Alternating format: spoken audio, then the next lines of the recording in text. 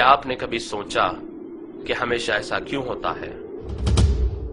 हमेशा ऐसा क्यों होता है कि एक ईसाई नन जब अपना सारा जिस्म ढांकती है तो उसे बड़ी इज्जत दी जाती है कि उसने अपने आप को ईश्वर के हवाले कर दिया, पर जब कोई मुसलमान औरत ऐसा करती है तो लोग कहते हैं कि वो जुल्म का शिकार है। हमेशा ऐसा क्यों होता है कि एक यहूदी या सिख दाढ़ी रखता है तो वो अपने धर्म का पालन कर रहा है, पर जब कोई मुसलमान दाढ़ी रखता है तो वो कट्टरपंथी कहलाता है। हमेशा ऐसा क्यों होता है कि जब कोई स्त्री घर पर सारा समय बिताती है, अपने बच्चों का ख्याल रखती है, तो वो बहुत बड़ा बलिदान दे रही है, पर जब कोई मुसलमान स्त्री ऐसा करती है तो लोग कहते हैं कि वो चार दीवारी में कैद है और उसे आजादी मिलनी चाहिए।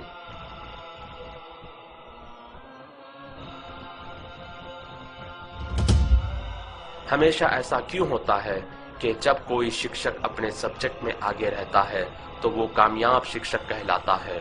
पर जब कोई मुसलमान लड़का इस्लामी शिक्षा में आगे रहता है तो उसका भविष्य बेकार समझा जाता है।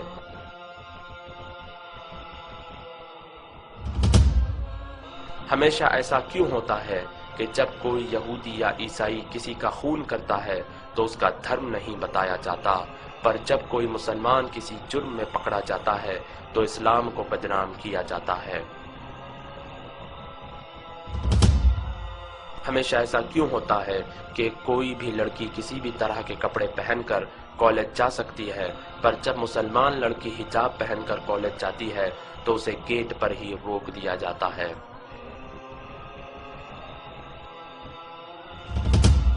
हमेशा ऐसा क्यों होता है कि जब कोई व्यक्ति अपनी जान पर खेलकर लोगों की जान बचाता है तो उसे बहादुर और वीर कहा जाता है, पर जब कोई फलस्तीनी नागरिक अपनी जान पर खेलकर अपने बच्चे को गोली लगने से बचाता है और अपने भाई का हाथ दुश्मनों के हाथों तोड़े जाने से बचाता है और अपनी माँ और बहन की इज्जत बचाने के लिए दुश्मनों से लड़ता है और अपने घर को आग लगाए जाने से बचाता है और अपनी मस्जिद की रक्षा करता है, तो उसे आतंकवादी कहा जाता है।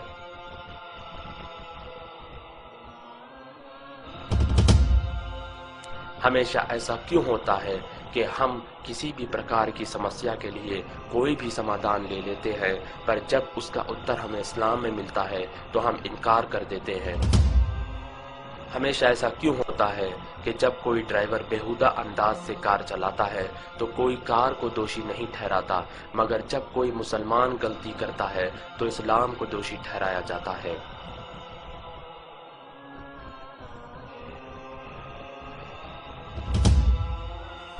हमेशा ऐसा क्यों होता है कि लोग अखबार और मीडिया में बताई गई हर चीज पर यकीन कर लेते हैं, मगर कुरान में लिखी बातों पर सवाल करते हैं।